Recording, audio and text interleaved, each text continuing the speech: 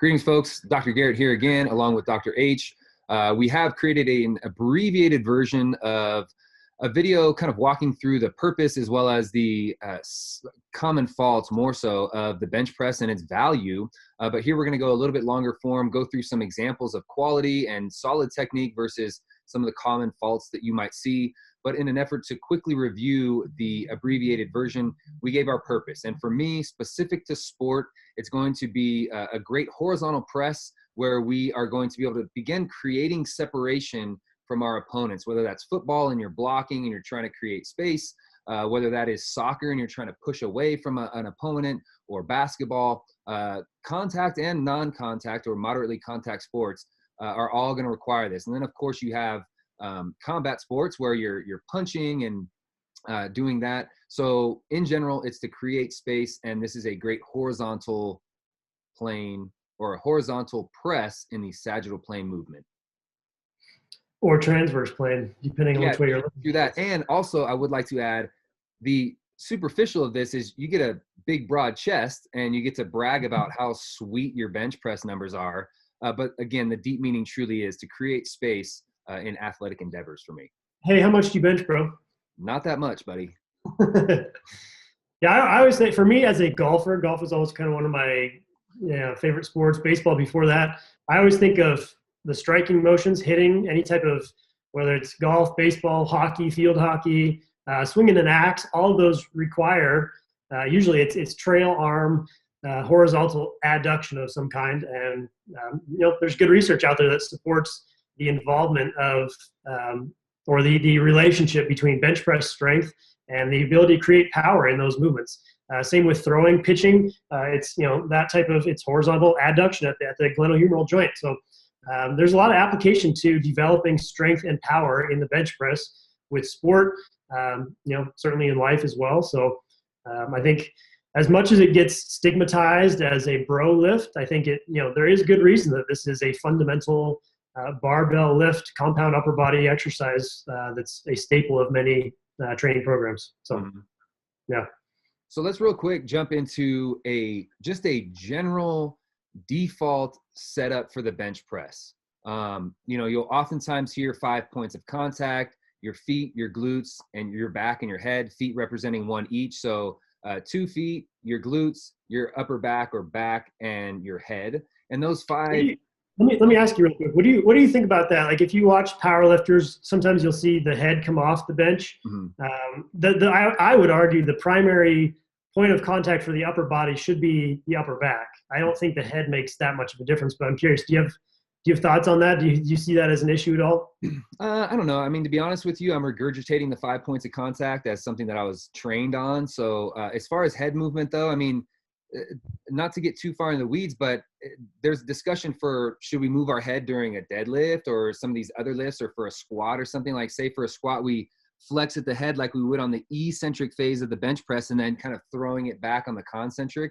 Should we do that with our squat? And how is that cervical spine or spinal positioning and change helping slingshot out of the bottom maybe? I think in general, as my default, if I'm teaching this brand new, I would say keep your head in contact with the bench. But if you're a guy like this who's bench pressing 700 pounds, go ahead and do whatever you want. You know what I mean? So I think the idea of a slingshot thing that you mentioned, I think there's certainly an element of that you see with powerlifters where there's a little bit of, it's almost like they're watching the bar hit the chest, and then it's kind of slam everything back down. And that's one of the cues you oftentimes hear from elite level lifters is pressing the body into the bench rather than pressing the bar away from you. It's press your body away from the bar, really kind of dig into that foundation on the bench. So yeah, I would agree. There's place probably for that more at the elite level, and at that point, it's do whatever you want. Yeah, and I don't want to speak out of line here, but just the idea of pressing away from the bar rather than the bar pressing away from you, I think, and you can correct me here, the idea is making sure that there's some like ground contact force, that it's not just us trying to push our force into the bar, but it's force into the bar, but through stability in the bench, which is an immovable object. Of course, there's padding, but in general, it's immovable. And so if we're pressing into the floor, we're creating enough stability through the upper body that now we can press all of that force into the bar as well. So technically all the force is going into the bar maybe, but also by us, you know, kind of throwing ourselves back or really cementing ourselves into the bench, this is helping create stability so there's no waste of force essentially. Yep. Yeah.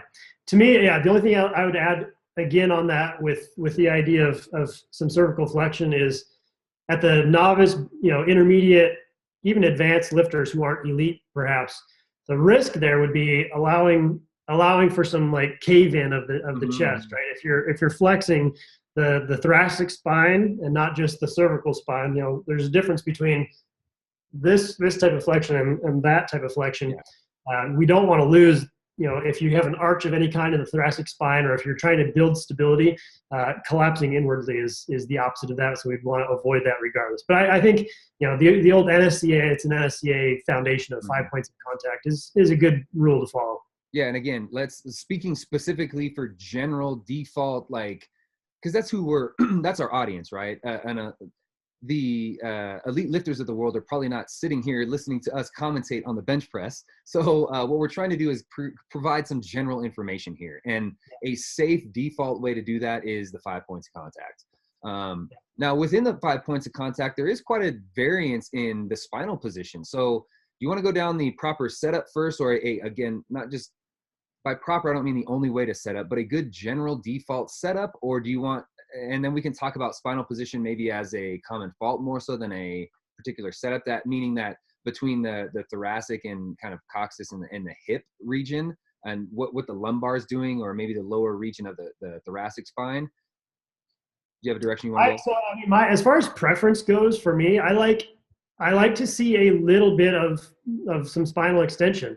If you look at the idea, like if you look, what's the term?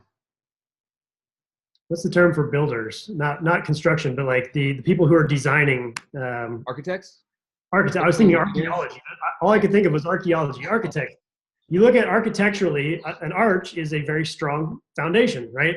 There's a reason that they used to build bridges with arches underneath them or something like that. So I think having a little bit of an arch, I think, is okay from that perspective of I would rather see lumbar and thoracic extension than I would flexion, to be sure. Likewise in the squat, the deadlift, and these other movements too. Like any time the spine is involved, slight extension is preferred over slight flexion. Yeah, maybe, but what about deadlift? Never mind. We're going to go in the weeds because there's some suggestion that spinal flexion during the deadlift is better, as far as like. I would say if you're going to err on one side, err on the side of extension. Okay.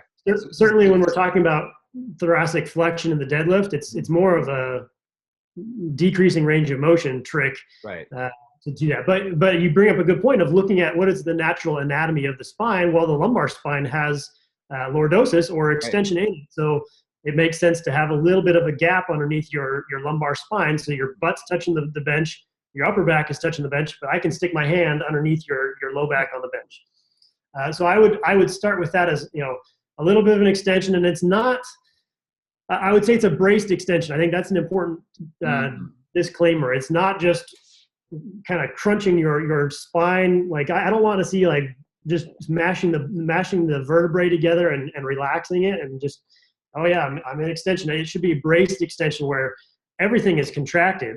And maybe now is a good time to talk about stability in that sense of, that's one of the ways that we create more stability is by having a tight trunk when we're bench pressing. It's not just the pecs and the triceps. It should be a full body exercise. And that was something that was never taught to me in school.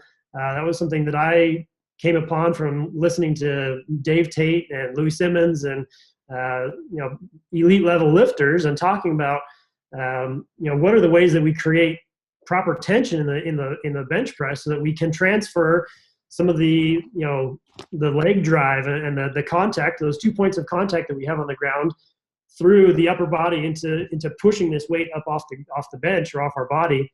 It's not just everything is relaxed up until this part of the body. It's tension throughout the whole thing. So a little bit of braced extension. I don't love the idea of a ton of arch. Like if you go watch powerlifting videos online, you'll see some people who are literally like their that. Glutes are right next to their shoulders, and you're like, how are you even doing that? Like, yeah. So I think for And that's me, where range of motion cheat, it's almost the inverse of the deadlift cheat, right? it is. Is a little bit of flexion. It's like this little bit of extension.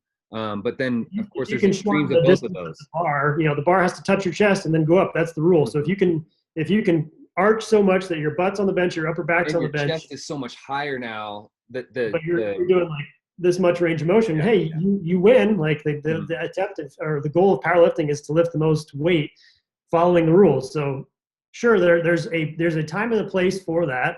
When we talk about for general application, and I would say for longevity, if the goal is to be pressing for a lot of years, I think people who are absolutely thrashing their, maximizing the amount of extension they can get, I tend to think you're probably not going to be able to do that for a lot of years. Mhm. Right. So I would have some caution there. So for general application, a little bit of arch, I think, or a So little bit then of spinal extension. before we go anywhere else and kind of get into the nuance or kind of the minutia here, let's give a general setup. So again, we got those 5 points of contact, both feet, glutes, upper back, and head. Go ahead. I don't know if this is going in a different direction. The one thing I would say to that, with the exception, is when I talk about like some of the application pieces for me of, let's say, striking, or well, specifically striking. So hitting a baseball, hitting a golf ball, hitting a hockey puck, an axe. If you look at the spinal position, there's obviously a ton of rotation in those components. They're not, for the most part, extended in the thoracic spine at impact. They're usually in a little bit of flexion. And so I think depending on your application and what you're using the bench press for, there's another reason to be careful with developing a lot of strength in horizontal adduction from a extended position thoracically. Again, I'm not going to be a proponent of flexion while you're doing that, but there's a consideration there, I would say, in terms of application towards sport. Right. Well, but powerlifting is a sport. So that is a sport. And then the technique for that sport may elicit or require a little bit more extension than a default for baseball, golf, and so on. So there's some kind of wiggle room right there too. Is the performance of the sport. So some more extension than the default might be wise. Agreed.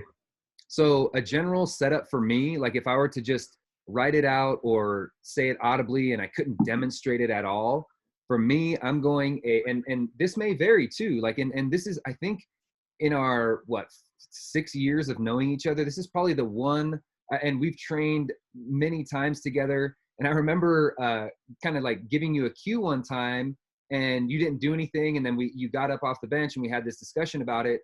And because you tend to, we'll get there in a second, but this is what I'm trying to say, is that this is one of those movements that we probably vary a little bit more on in our preference. And I don't think either of them are wrong. And we probably do end up meeting in the middle, but in a lot of these discussions, I think even in one of the earlier episodes, I was like, is there anything we disagree on? Let's talk about those things, and this isn't a full disagreement, but there is some variance here. So I think it's important to talk about it. And I don't think either one of them are wrong, but a default setup for me is going to be a thumb out from the smooth.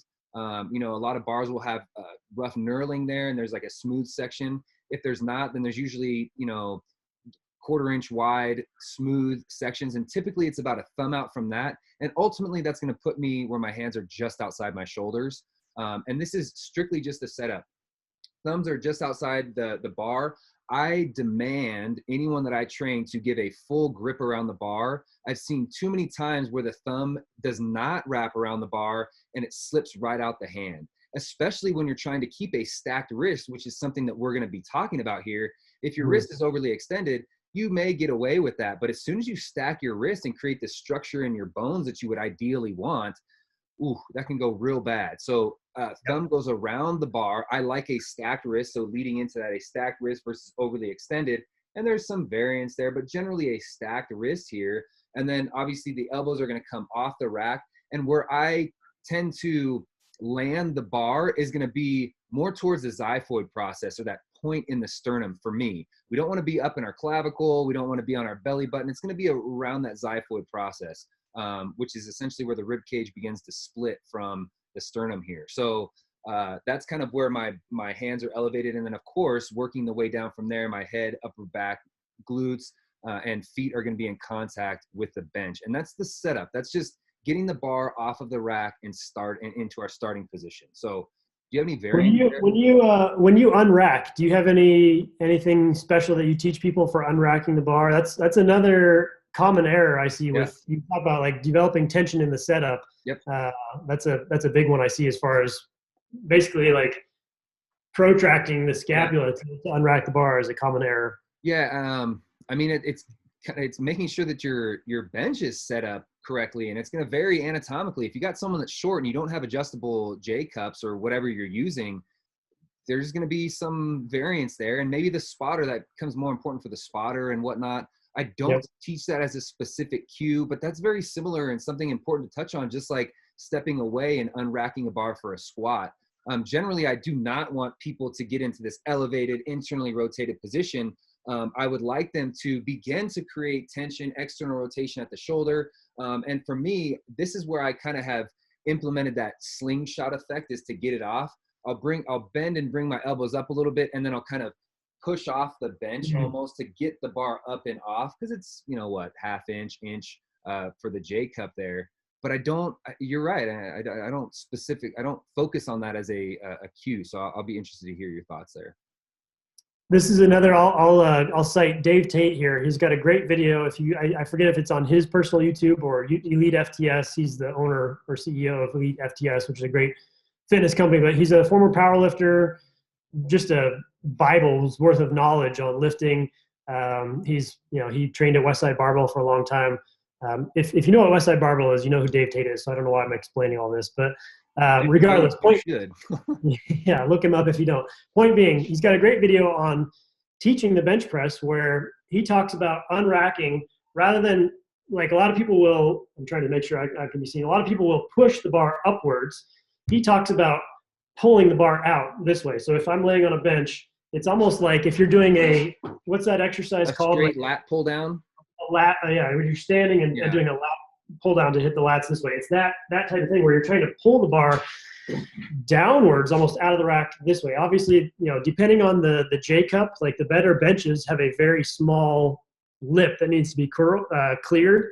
The bad ones have a large J cup that you have to lift the bar out. But a good bench will have a small J cup that you can basically do one of those movements and lock the lats into place, rather than, like, the reason we wouldn't want to just push the bar straight up is a lot of times people get into that protracted position. We can talk about the scapula position at that setup. I think that's part of developing tension, and having a solid foundation to push off of or press from is retracted scapula, not protracted. And so as soon as if you set up in that good position with retracted scapula, but then you have to push the bar off the supports, all of a sudden your scapula are now protracted, and then you can't get back into position with the bar in your hand. So the idea would be to set up in that position, have some of that external rotation, which is a latissimus movement, right? We externally rotate, get the lats kind of almost like the idea would be like, make that base as thick and as strong and intense as you can, so you're pressing off of your lats, basically try to create a solid foundation underneath the press, right? Yeah. Yep. So I really like that idea of trying to pull the bar kind of out of the rack this way rather than pushing it out of the rack. Yeah, I like that. And I guess as you're sharing that, I find myself generally defaulting to that. It's not a lift up and over. It's kind of like and just kind of it's almost a sliding off with slight elevation, rather than like a lift and loop over or whatever. Yeah, and unfortunately, a lot of that is dictated by equipment and what's available. Sure. A standard poorly made bench press often has large J cups and only two of them on the side, right? They're like 6 inches apart, so it's like, well, that's not helping anybody. If you have a rack that has west side spacing, which is like half inch apart or whatever, you can adjust those pretty finely to wherever your anatomical difference might dictate. So right. As far as setup goes, what are your thoughts? You mentioned grip, and I agree completely, having a closed grip. What are your thoughts on grip tension and kind of maybe the torque that's put on the bar? Again, when we talk about kind of overall body tension. Yeah, I mean, I think the torque really should come from the shoulder. The shoulder acts just like the hip. For me, if we're to kind of like try to make connection here, the shoulder is essentially the hip in the squat. the knee is, or the elbow is the knee, and the wrist and hand are like the feet, more or less, right? Like just trying to show some similarities between upper and lower portions or segments of the body. So the majority of the tension for me is going to come at the shoulder. It's not going to come at the wrist. It's definitely not going to come at the elbow, being is that they're not like, these are not generally transverse. These aren't joints that move through the transverse plane in general. That's a whole nother discussion. But a lot of the tension is going to come at the shoulder for me. So if I'm trying to build that and establish that, it's going to be there.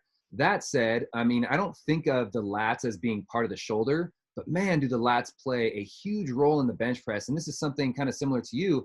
No one taught me this when I was younger. I didn't realize this. It was just kind of like in high school, bench as much as you can. But there was no, this is like the same as the power clean and the squat. It was just sit down and stand up. It's just like that. And it's just lower it to your chest and push it back up. And when you start to get into the nuance and some of the techniques that can really enhance performance without getting into the minutia, that's one of those things, is developing tension through external rotation at the shoulder, and then also engaging the lat as well. Yeah.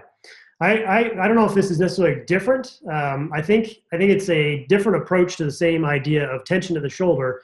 But one of the things I've had success with and really enjoy is I like a very tight grip on the bar, and almost like you're trying to, you hear the term like break the bar or bend the bar. It's external rotation. So it's a shoulder joint movement, right? We're externally rotating the humerus in the glenohumeral joint. But getting the hands squeezing tight, like that's not something you can do with an open grip. It's not something you can do effectively with a relaxed grip. I think having some good tension there and gripping the bar as tightly as you can. I think one of the things, I don't know the science behind this, but if you actually grip something very tightly, I think other things in your body tense up as a result, and that serves a good purpose here in the bench press, I believe. So having tension, the equivalent of digging your toes into the ground for a squat or a deadlift, perhaps, like that. Yeah. I'm just thinking of how do we transfer this and make it, because they're not so separate to me. There's a lot of similarities. So, and maybe it's gross over generalization, but if you're thinking about, like, if you're focused on that component in the squat or the deadlift, I lift barefooted because I can dig my feet into the ground. Well, you got bare hands, so think of that as building tension and stability for yourself. You got bare hands, bro. Yeah. Anyway, yeah. So I like a tight grip. The idea of like bending the bar or externally rotating, I think, is a good thing. So, go ahead. Execution, are you pretty well suited for the setup there? So, well, you kind of alluded to one of the things that we differed on when we trained, and I thought you were headed towards the idea of bar path. Maybe we don't differ so much there. That's execution. So what's bar path during the descent and ascent for you? Do we want to talk more about setup? I think it'd be important to hit foot contact and leg drive when we talk setup. Yes. That said, for general population, that's not really, like, for me personally. And so I'll let you go down that road and maybe I'll throw in on that. But for general population, when I got, 22-year-old college kid or 19-year-old college kid, my focus is not going to be on, I want you to dig your feet into the ground and I want you to drive through your legs. For me personally, I think we're now getting into higher levels of performance. Even some athletes, like, where, for maybe a football player, very important. But for someone that's like, where the true separation is not as vital for them, I mean, like, I don't know. Perhaps it's a gap in my coaching. Would you say that, like, for general population, the low-hanging fruit is just have your feet set firmly on the ground and then forget about it? For sure. And don't let, like, one leg fly up and like, oh, I'm struggling to push the weight, and then you're limping this way. Like, that is definitely not the case. But as far as like coaching the foot drive, I mean, that's not something that's something that once someone is established and shown me that they're competent in the upper region and can show stability in their trunk, and they have solid bar path, and they can repeat this over and over with moderate to heavy loads, then we can say, hey, you want to add a couple pounds to your bench? An opportunity for that might be to incorporate your lower half to a degree, but that's not the focus for me personally. It's not a bad thing to touch on. Pull up that video. I think it's called MSK bench. No, next one. All right. There you go. Mm-hmm. So I think this is a great example of a lack of overall tension in the body, and specifically Correct. we see this in the knees. You see the individual who's pressing the left knee has kind of collapsed Just bent. medially a little bit. This is There's solely an upper body exercise here. Yep. But the weight is also dictating that for the athlete here. This is not like this person is not benching for performance. It's clear. Like they are benching for physical activity, for a horizontal press, but this is not, at least, and maybe they are athletes and they are trying to strengthen themselves for their sport, but the way that they're executing this is not for high level performance. Agreed. Yeah, I would agree with that. I think, again, it's probably wise just to keep that idea of plant the feet, keep them both planted firmly, Mm-hmm. have a little bit of tension in the lower body. We don't need to go much beyond that for most people. Mm-hmm. Understand, though, if we go back to Kirill Sereshev's example there, understand that at the advanced level, and if you're trying to add some weight to the bar, and you don't have to be a world-class powerlifter to want to add some weight to the bar, Mm-hmm. but understand that that is one of the areas in which we can add some additional tension, add some additional poundage that you can press, and there is a component of leg drive. And you see a common powerlifting setup. If you skip forward a little bit on this, actually, there's another view kind of from the end or from the superior angle, and you can actually see him set up. And I want the viewer to watch where his feet are, Mm-hmm. how he pulls them underneath the bench, and then he'll actually back himself up, get the feet up even higher. And this is, again, a powerlifting arch type setup. And then he's going to slide himself down on the bench. So his feet are almost underneath his glutes at this point. Yep. So, and you talk about, like, there's varying ideas of how do we maximize leg drive? Is it this position, or is it having the feet, kind of in a more natural setting? But hey, when you bench press 740 pounds, you let me know what works for you. Exactly. They didn't pause very much at the bottom. Did they give him the call to go up?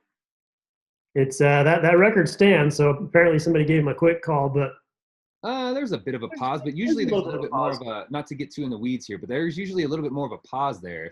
Yeah, definitely depends on your federation and who's judging and all Sure. that. But just unracking 700 pounds, it's like, Levi, shut up, buddy. Like, that's more than most people's deadlift and squat combined, and he's bench pressing. So with so anyway, gear, back to the idea of feet. I think a great general rule would be make sure both feet are firmly planted on the ground. A little bit of tension in the legs is great, and you can probably leave it at that. Yeah. Okay, now what about bar path? Where are we going with bar path? Yeah, bar path for me, like I tell people to like aim for their belly button, and it's like reach for the stars or reach for the moon and you'll land among the stars or something like that. Whatever that saying is, it's kind of like that.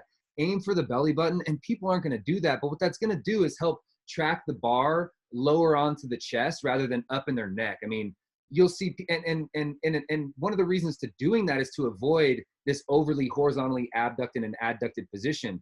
You and I both agree that this is too much, but elbows all the way into the body is conversely too much. So it's somewhere in between there in general. And we can go there, but in general, it's going to be at this kind of 45-degree angle. I think if we were to give a general default, like, hey, let's get into that 75-degree range for elbow position. If this is 90 and this is 0 or vice versa, it's somewhere in between.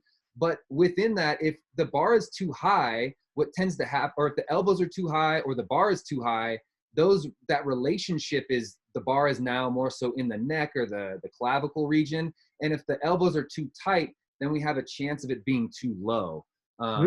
So for me, I'm telling them to aim at the belly button, and it usually ends around the xiphoid process.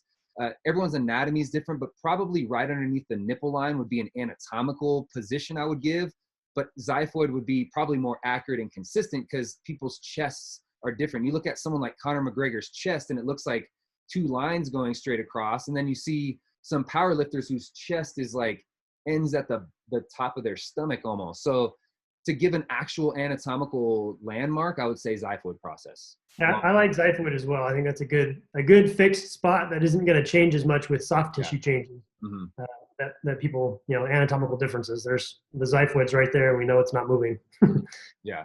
I like that one as well. When I think an important point to consider there is depending on what the training goal is, right? If you're looking to develop pectoralis major hypertrophy, a little bit more abduction makes sense because you get a little bit more stretch of the pec with the elbow up here. So if you look at a bodybuilder, typically they're not benching with the elbows close to the side to develop the pec muscles because you don't get as much horizontal abduction in that position. That said, you also have to be careful with that because you're getting more horizontal abduction. You're putting your shoulder in a more susceptible position the more abduction you get on the eccentric phase of the lift. So understand that it's going to dictate, or it's going to change the primary musculature involved. Obviously the same muscles are involved regardless, but the emphasis perhaps will be different if the elbows are 75 degrees abducted versus 45 or less. So right. I think that'd be an important piece to hit. As far as the pressing itself, so the concentric phase, so we talk about kind of bar path, kind of hitting the xiphoid. I agree. I like that. Do you like a kind of a press back up over the face or press straight up motion? Yeah, for me, the press aims at the belly button too. And again, reach for the stars and land on the moon, or whatever that saying is.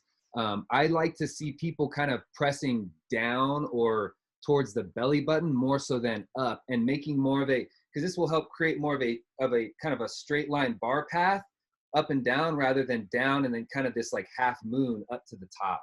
Why do you like that? Let me ask you that. It's more of I think it's more of a cue. Bar path wise, I'm just looking for a straight bar path. I want the bar to generally go in the same way it goes down. I want it to go the same way up. I don't want it to push back or forward or whatever. So I visually, as the coach, I'm looking for a straight bar path, as straight of a bar path as possible, similar to a deadlift or a squat. We don't want to see much variance from our center of gravity. And if our center of gravity is our kind of upper body or shoulder region, then we want it to stay there.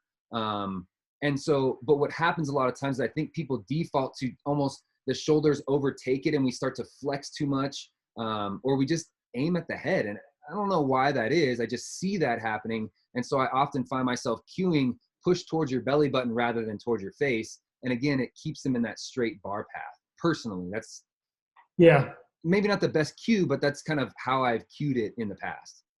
I think a lot of it also depends on setup. The more arch you have, the more you are forced to press up over the head, just because of, if you look at, like, if my thoracic spine is here, a straight bar path, like from the lateral view, actually ends up being almost like too far inferior, right? Like it's almost like you're trying to like front raise the like bar. Pulling it into your hips. Yeah. Yeah. So like the more arch you have, the more it's going to be a press up. But again, if our default is not a huge arch, which we kind of agree that we don't want a big arch for general population, general practice, general purposes, then, I agree.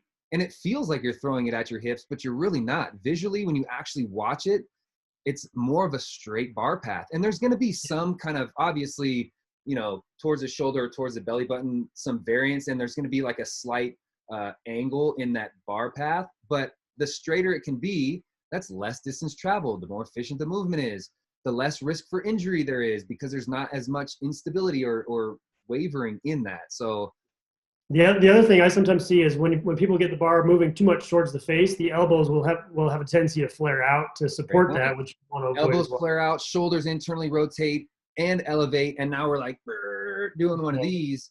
Recipe for disaster. Right, like we're driving our car like this, instead of. Anyways, both of them related to high school. This was like the cool move in high school, and bench press is cool in high school, and they both ended up in this. Maybe they're like related somehow. I don't know. Nice. Anything else on execution? I don't think so. I mean, again, it's one of those things where it's a short movement. It's not long, right? So just anatomically, it's not going to be as far of travel as something like a deadlift or a squat. And so, go ahead. When coaching, I think this would probably be a good chance to pull up some of the fault videos and show some of those examples of what we're talking about here. So this example would be, you can see basically a 90-degree glenohumeral abduction. So there's no travel of the elbow, inferiorly. The glenohumeral joint is abducted all the way to 90. Right. So we're meaning this here. If you could see the bar. So now the bar is up higher on the chest. It's legit, or it's a true horizontal abduction and adduction. Yep. Like strictly, there's Uh, not shoulder flexion and extension taking place. It's more of transverse plane, horizontal abduction, adduction. yeah. The other video, let's see, what other, So this is the looks like gal, too much extension at the wrist here. yep, yep, that's the fault there. Yep. And then also we look at this bar path too. So we're starting on the garage window here, and it kind of ends this whole panel over. Mhm. So that's quite a bit of travel. I mean, we started here. What we need to do is probably put some software on this so we can show some of these variances and distances. But I mean, it went from this here over the chest to here, which this is actually a good landing point to me. I like this landing point, but I would like to see the bar starting and stopping maybe in between the two panels versus heavily on this other panel here. Yeah, and some of that is likely due to the fact that I'm not using a full rack. Sure. I But think I the mean, main but this is, but so for setup, I mean, even just stacking your wrist is going to put it more over your clavicle. I mean, this is, and That's maybe what I the was gonna angle, but this is like over your face, like your mouth almost. Yeah. So just stacking the wrist gets it a little bit more towards the chest. And I would personally would like to see the setup a little bit more out in this region here, a little bit, not crazy, but somewhere a little bit more there. Agreed. And then the gal, I think the female lifter, I think, oh, this is a similar idea here of like basically looking for the elbow and the wrist to be stacked at the, throughout the lift. So this turns into more of almost like a JM press or a skull crusher. Right. So it's we here get versus here. too much elbow flexion and a lot of, as you start adding weight to the bar in this type of position, it's a lot of stress on the elbow joint, and specifically like the what's that, olecranon bursa, beyond the elbow. This is like the equivalent to me of someone being like a heavy knee squatter when they squat, where it's like, this is very elbow driven here. It's more of this movement rather than it almost turns into like a single joint movement, really. The shoulder is horizontally abducting and adducting a little bit, but like it's elbow dominant, just like a squat can be knee dominant. Yep. The whole idea being, obviously, this is not a position that you're going to be successful pressing a lot of weight from. Right. And then same thing, it's great for triceps. Same thing here, where we see kind of it's not to this exaggerated degree enough, but you still see a lack of. So we want the hand where the spotter's hands are almost. That's essentially where we're looking, is that the elbow is coming at this angle here. The elbow is almost at like a 45-degree angle. If this is 0, if the humerus is 0 and vertical or perpendicular to the ground is 90, this is at like a 45-degree angle, but in fact, we'd like to see the radius and ulna at more of a perpendicular to the ground, essentially. Right, and it should be like, you can look at this from like a inferior angle, you should see a vertical forearm, and if you look lateral, it should be vertical as well. Yep. And I think it's an interesting thing to point out here is there is a matchup between grip width and elbow position, or essentially degree of abduction versus adduction. So the wider the grip, the more abduction is required to have a stacked elbow versus a narrow grip. You have to have basically no shoulder abduction in order to keep the elbow and the wrist stacked. So it's a relationship there. So understand that. And real quick, something that you did mention, you said that you might get some more pec major hypertrophy from this horizontal abduction and adduction.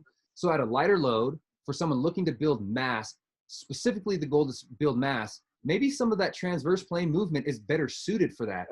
But the value there is that the load is lighter. I would not want someone to try to go for a 1RM with this much abduction, horizontal abduction, adduction. Likewise, I wouldn't want someone to go as much load with as much shoulder flexion and extension.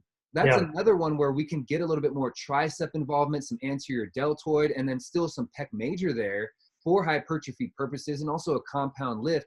But that too is going to be at a slightly reduced, or maybe not slightly, but a reduced weight nonetheless. Whereas if we're going for optimal heavy loads, it should be in that 45-degree range in my experience. Yeah, well said. Agreed. What else? Do we have any other fault videos? I think we might want to. We went through the 3 faults that you got here, which this again was bar being too high on the chest, bar being too low, not going too low, but extension at the wrist, and and then here with the positioning or stacking of the radius and ulna. Perfect. Okay. As far as like loading, one of the things I wanted to pick your brain about, you go back to Louis Simmons, Dave Tate, the powerlifting crew. Oftentimes they'll talk about the importance of tricep development. If you want to build your bench, build your triceps. And I tend to think this is more applicable to the elite powerlifter versus as you develop your base and build strength, the pecs are bigger muscles. There's more mass there. And it's almost like you max out the ability of the pecs to press, and then to add more, you need to develop your triceps further. I'm curious if you agree, disagree, or how do you view the importance there between essentially elbow extension in the triceps versus, getting the pecs involved with this lift?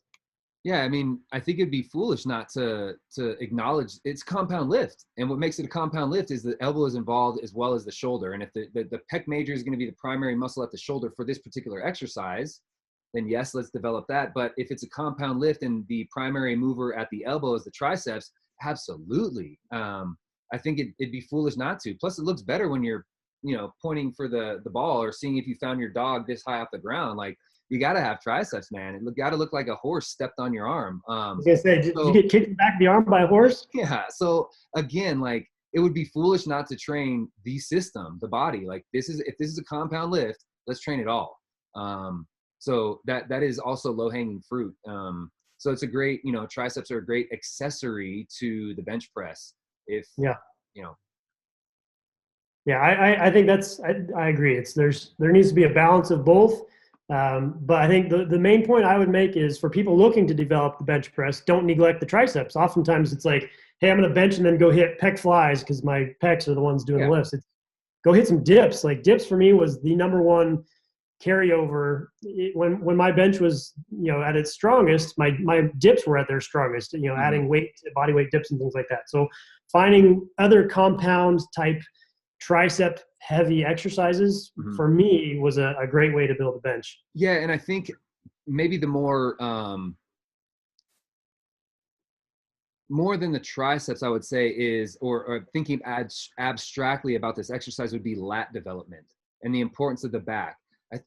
Like, the more I get into the world of strength, the human performance and whatever, the back is so neglected. And it wasn't until, I'm talking years into my experience as a strength and conditioning specialist to understand the value of a pull-up. And boy, like, doing some chin-ups, wide grip pull-ups, narrow grip pull-ups, and all these variations, like, the back is the foundation in the squat, in the deadlift, even for upper body. Like, the back isn't, when you think of squat, you don't think of back. When you think of bench press, you don't think of back. And boy, having a strong back is so paramount in this. So I think that's probably the more unique discussion to have, is the importance of the back. And both in the squat and in the bench press, it plays such a huge role in stability.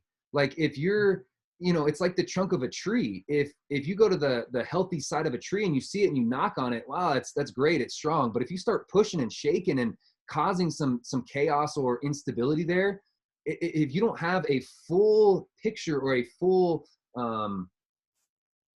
trunk, or I'm blowing the analogy here, but you need all parts essentially. And so even though many would say, yeah, the back is involved with the deadlift, but if you're only training your back for the deadlift, you're missing out on the benefits of the squat and the bench press too, as a power lifter. And then as an athlete, the strength of a back and its value there, or necessity there as well.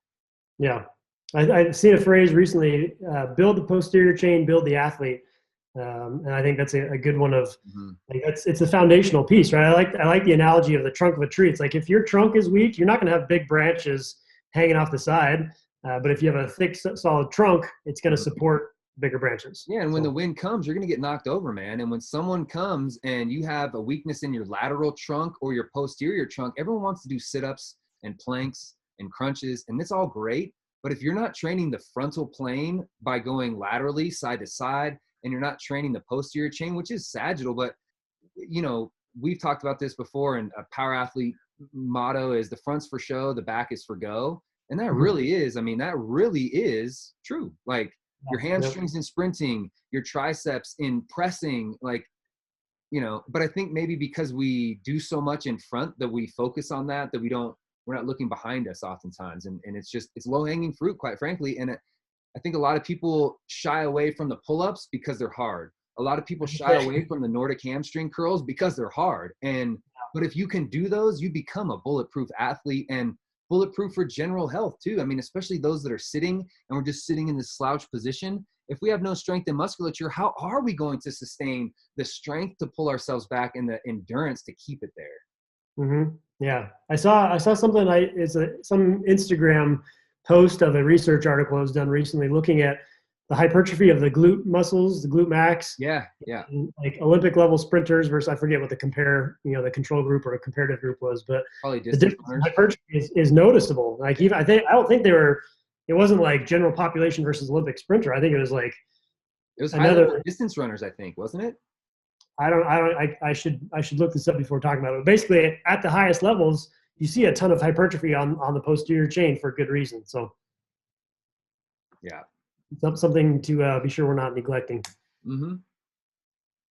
Anything else you want to add here? I think that's kind of. Yeah, I think we gave. I mean, you can always keep talking, but I think in general, if you're looking for some basics about the bench press, we covered some setups, some common faults, some variations in our approaches, but ultimately we're still landing on the same pad. We're just we're not both in the same center of the pad. We're on the same pad. We're just talking towards each other rather than next to each other.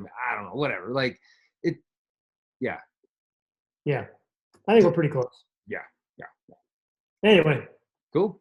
Thanks for the conversation. Enjoyed it. I think like I said, a helpful movement that should be incorporated. It's got a lot of value and application towards life and sport. So, and we're interested in hearing others' feedback. What are your guys' cues, approaches? Like these aren't unique to us. Like these are common faults or common techniques. So I'd be curious to hear what other people have to say, and both in how they apply it and as well as how they see it. Like, what are you guys seeing as coaches these days? These are the things that I saw, and they generally remain true. But there's always variations in that. So I'm curious of what others are seeing as well and how they're fixing it too. What are the cues that you are using? The stuff we're sharing is the stuff that was most effective for us. Different cues, but for the same, our ideal outcome was the same. So.